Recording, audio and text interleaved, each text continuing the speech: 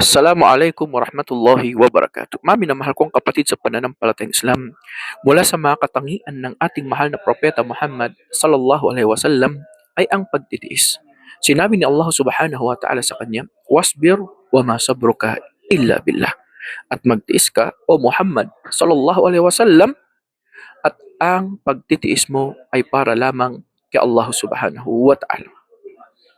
Ang ating mahal na propeta Muhammad sallallahu alaihi wasallam nang siya ay nagtungo papunta sa Taif upang magpalaganap ng Islam, upang anyayahan ang mga tao sa Taif sa pagsamba sa kaisahan ni Allah subhanahu wa ta'ala. Sa halip na tanggapin siya, sa halip na tanggapin ang kanyang mensahe, ay pinagbabato nila ang ating mahal na propeta Muhammad sallallahu alaihi wasallam hanggang sa nagdugo ang kanyang bukong-bukong sa tindi ng pagbabato sa ating mahal na propeta Muhammad sallallahu alaihi wasallam. Kaya nalungkot ang ating mahal na propeta Muhammad sallallahu alaihi wasallam nang siya ay umalis mula sa Taif papunta sa Makkah.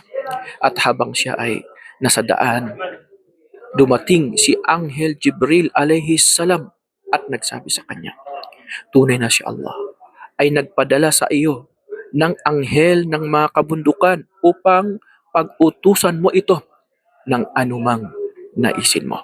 Sinabi ng anghel ng kabundukan, "O Muhammad, O Muhammad, kung nais mo'y iipitin ko ang mga tao sa Taif na humabol at nanlait sa iyo o nagpahirap sa iyo, kung nais mo'y iipitin ko sila ng dalawang bundok na nakapalibot sa Makkah."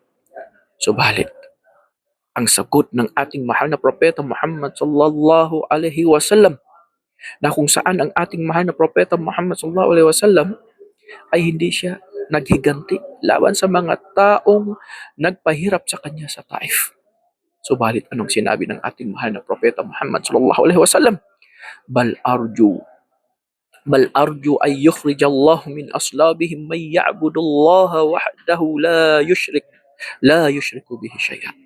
Sinabi ng ating mahal na propeta Muhammad sallallahu alaihi wasallam, umaasa ako may isisilang buhat sa kanila na salinlahing sasamba lamang kay Allah subhanahu wa ta'ala at hindi magtatambal ng anuman sa kanya.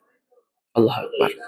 Sa pangyayaring ito, mga minamahal kong kapatid sa pananampalatayang Islam, lumantad ang kagandahang asal ng ating mahal na propeta Muhammad sallallahu alaihi wasallam, na kahit hindi tinanggap ang kanyang mensahe ng mga tao sa Taif, at siya ay pinagbabato, ay hindi pa rin siya naghiganti. Bagkus siya ay nagtiis at nagtimpi at umasa ng tulong at habag mula kay Allah subhanahu wa ta'ala. Kaya iginawad ni Allah subhanahu wa ta'ala sa kanya ang tagumpay. Kaya sinabi ng Allah subhanahu wa ta'ala, "Wasbir fa inna Allah la yudhi'u ajra al-muhsinin." At ikaw, O Muhammad, ay magtiis ka, sapagkat katotohanan hindi hinahayaan ni Allah subhanahu wa ta'ala na mawala ang gantimpala ng mga mapaggawa ng kabutihan. Wasbir innal aqibata lil muttaqin. Kaya magtiis ka. Katotohanan, ang pinakamabuting kahihinatnan ay nakalaan lamang para sa mga taong may banal na takot kay Allah subhanahu wa ta'ala. Patatagin nawa tayo ng Allah subhanahu wa ta'ala sa pananampalatayang Islam.